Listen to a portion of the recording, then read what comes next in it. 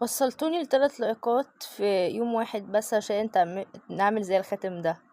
الخاتم ده يا جماعة رخيص قوي بس حلو قوي في نفس الوقت. شوفوا الريفليكشن بتاعه، بجد خاتم تحفة. الخاتم ده انا عملته بنفسي. طيب ازاي انا عملته بنفسي؟ دي بعد ما ال5 لايكات تيجي، بس هي خلاص دي اللي كسبت، دي اللي كسبت. انا مش هقول دي، وقت تاني بقى، او يمكن السنة الجاية او بعد سنتين. ماشي. طيب هنعمل ايه عشان نعمل خاتم زي ده؟ ايه هي الادوات؟ نص ملي سلك، نص ملي يستحسن. بصوا يا جماعة، اللي بيمسك الخاتم ذهبي، فانا هجيب ذهبي. لكن لو اللي هو المسكات بتاعة الجوهرة دي لونها فضي فانا هجيب فضي يستحسن. لكن طبعا اللي متوفر عندك واللي انت عايزاه. ده سلك نحاس نص ملي، اسمه سلك تشكيل، بيتجاب من عند اي مكتبة او من عند اي خردواتي. ماشي. ونروح عند اي حد بيبيع تيجان افراح او اي حد بيبيع فساتين سواري او اي حاجة. ده اسمه ستراس. الاستراس ده في منه اشكال كتير وفي منه الوان كتير. الواحدة ب2 جنيه بس. هي كانت في الاول بجنيه، لكن الدنيا غليت.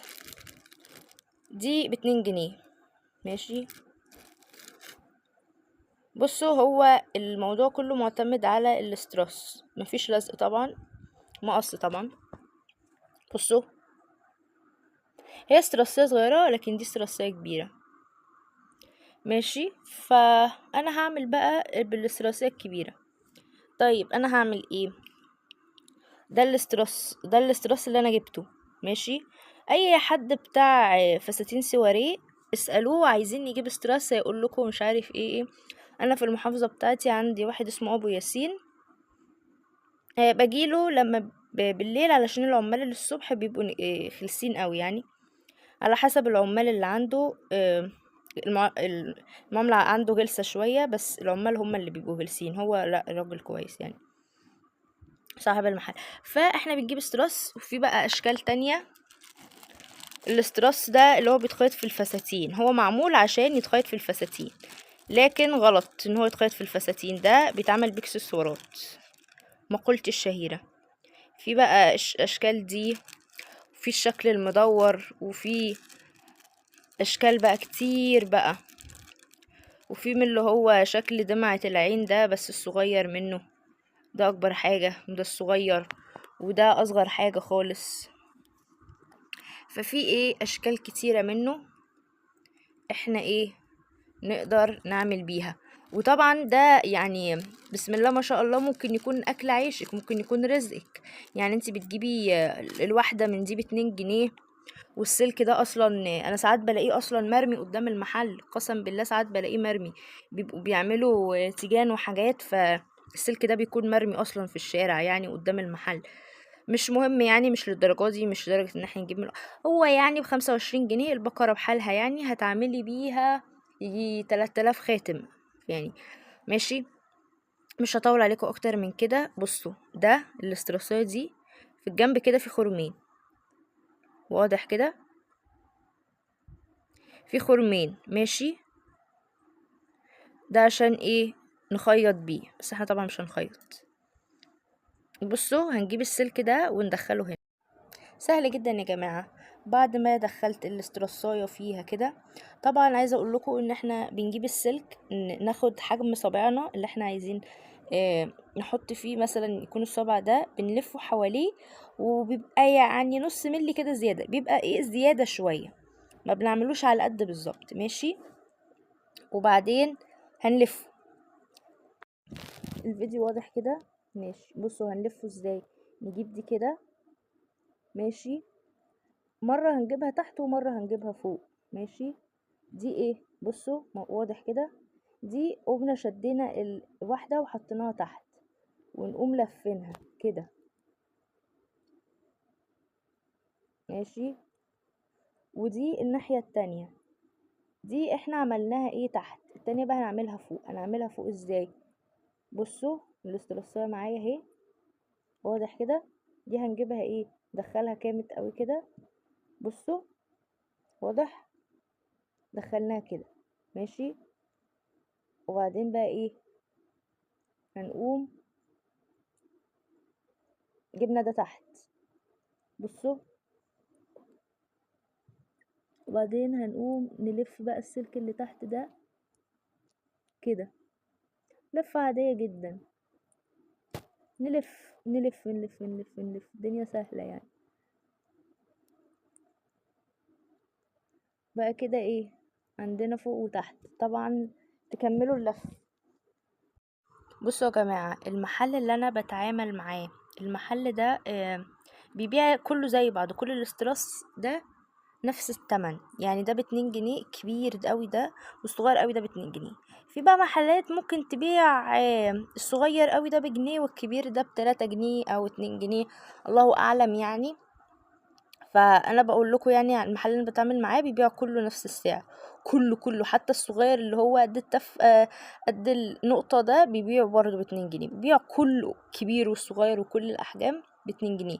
فأنا معرفش يعني انتوا ممكن تتعاملوا مع حد يبيع لكم الحجم ده بسعر والحجم ده بسعر وكده، لكن زي ما انتوا شايفين اهو لفت. هقوم بقى ايه، لفاها كده ماشي، ولفة دي كده، احاول اجيب اي حاجة مدورة والفها عليها. بصوا حاولت الفها اهي على انبوبة مسدس. هنعمل ايه بقى، هنقوم احنا لفين ده ولفين ده. بصوا يا جماعة، طبعا ايه كان في اللي هو طالعين كده ماشي، السلك كان طالع، فقمت انا ببساطة لفيته حواليه كده، وطبعا تنيته بالمقص اهو عشان اتاكد ان مفيش حاجه طالعه، وايه ولو في حاجه طالعه مثلا كده اقوم مدخلاها جوه ودايسه عليه، عشان ايه ما يعورش الزبون او ما يعورش بنتنا او ما يعورناش احنا لو احنا اللي هنستعمله ماشي. انا عملته لصباعي الكبير، وطبعا عملت اهو اشكال متنوعة اهو. ده الدورية، بصوا يا جماعة دي عشان تعملوا الشكل ده شبه العين كده شوية. الاسترسية دي يعني كل ما حد يشوفني بيها يقول الله الخاتم ده حلو ومش عارف ايه وكده، واحد يقول لي الله، واحده قالت لي الخاتم ده الله الخاتم ده قديم، قلت لها لا ده جديد انا اللي عاملاه بنفسي. اتاري هي بتقول لي كده عشان لون النحاس صدى شويه، ايا كان يعني مش مهم. بصوا يا جماعه، احنا دخلناه واحده هنا وواحده هنا، هما بقى الاتنين نسيبهم كده نشدهم ونقوم لفينهم على بعض، سهل جدا. وده نفس طريقة ده لفيناه فوق وقمنا شد. بصوا يا جماعة، انتوا مش لازم تطبقوا ايه الحاجات اللي انا بعملها بالظبط، ممكن انتوا اللي تبتكروا حاجات من نفسكم، ودي اهو سهل بعلبة استراس، او يعني ده الاستراس ده ب2 جنيه ولا ب3 جنيه، يعني مش مبلغ خالص يعني، ده الميكروباص لوحده ب5 جنيه يا جماعة. واي سلك انتوا بصوا هاتوا قدام اي حد بيبيع بوكيهات افراح وكده هتلاقوا قدامهم اسلاك زي دي، هاتوها ولفوها واعملوا بيها خاتم وبيعوه، والخاتم ده ممكن يتباع ب10 جنيه، محدش هيقول لا يعني ماشي. وهو ده كان الفيديو، شكرا لكم على المشاهدة. وطبعا كالعادة بعد ما خلصت الخاتم وفاجئنا لما ادخل على القناة الاقيكم وصلتوا المنشور ل6 لايكات. انا طبعا ما ينفعش اكسفكم، هو الغلط مني، انا اللي كان المفروض اقول في غضون 3 ايام، انا سبت الموضوع كده على البحري متقلقوش يا جماعة، هسمع لكم كلامكم، هي الحاجات دي سهلة جدا ورخيصة جدا يا جماعة، هو بس انتوا لو عرفتوا التركة وعرفتوا طرف الخيط هتعرفوا تكروا البقرة كلها، وهتعرفوا ايه تعملوا كل حاجة.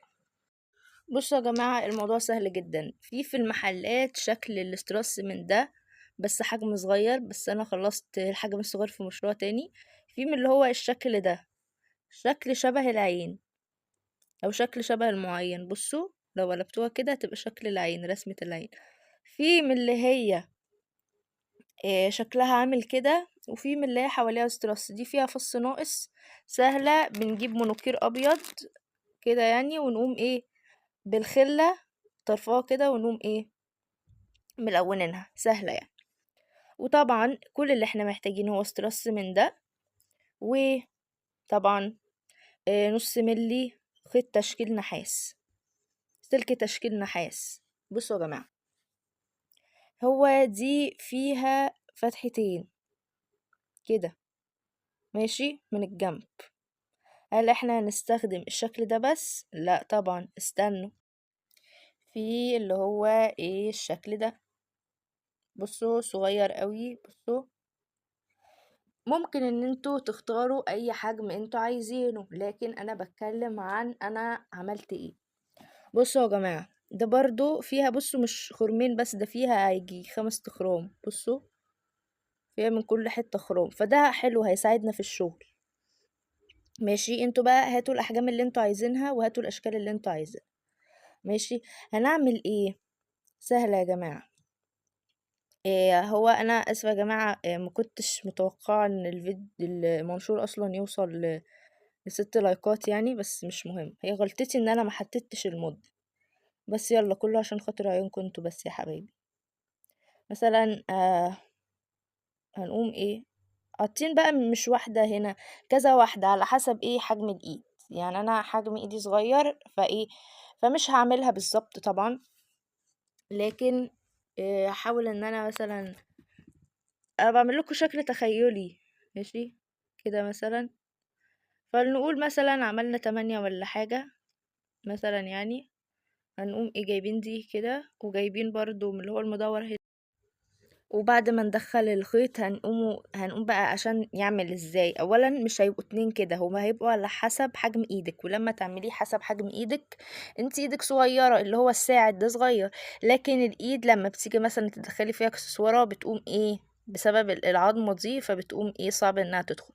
فانت اعمليها اكبر شوية، يعني اعمليها على ايه، على حسب نص ايدك كده او نص دراعك كده، عشان ايه تعرف تخش بالسلك. هنعمل ايه، هنجيب السلك، هو طبعا هيبقى اطول من كده، انا لسه هشتري جديد يوم السبت. ماشي، هنقوم ايه تانيينه كده على شكل 8 او على شكل 7 ايا كان، ونقوم ايه، ونقوم ندخله، ولما نخلص ونلف السلك نقوم مدخلينه في الدورية وتانيينه كده.